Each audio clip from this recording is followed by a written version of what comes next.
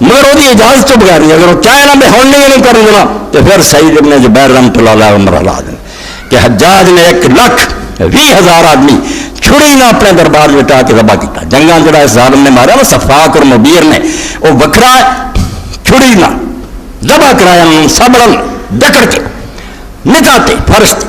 امام ترمذی صحیح سمجھ والے.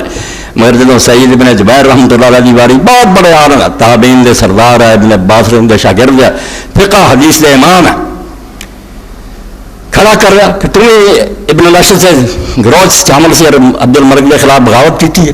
ایک قاری پڑھے گا بیچارے قرآن دے عالم، جہاں غریب اٹھتا سی ظالم حکومت کے خلاف ناکام ہو جاتا رہا. حضرت حسین رضی شہید ہو گئے، ابن زبیر پھانسی سے لٹکاتے گئے. یہ کئی ہزار قاری قرا ان کیا قرا کی جنگ جانا عبد الملک کے خلاف اٹھ کرایا.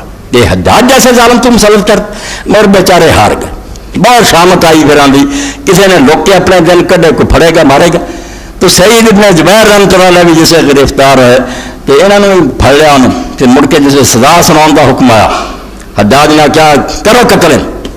حضرت سعید رحمۃ اللہ علیہ نے قبلے نے منہ کر رہے بجہ تو وجہ یا پڑیا. انہیں کہا پھیر دے گا منہ، قرآن پڑھ پڑھ میں نے سناؤں گا.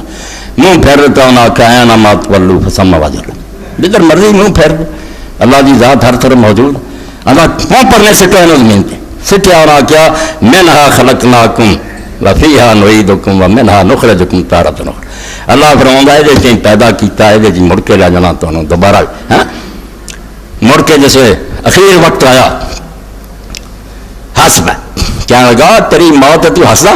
میں اللہ نے ویکھیا کہ اللہ تیرے حلم اور درگزر کی حد ہے، میں قتل کر چکا سارا تو جاننا اور پکڑ سکنا، مگر اتنے بندے تیرے تڑپ گئے خون تلسر گئے تو اجے تک ظالم نے پھڑیا نہیں مہلت دیتی.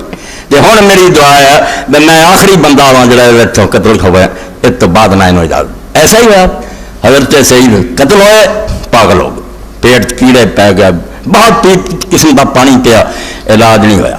حکومت نے جائیداد ضبط کر لی، کتے کی طرح پونکتا مریا. اور یہی کہنا چاہو سعید کھڑا ہے لوگ پھر آدھے سعید تک. تو اللہ جڑا نا وہ ٹھیک ہے بے بس نہیں جنا کتے گیا اس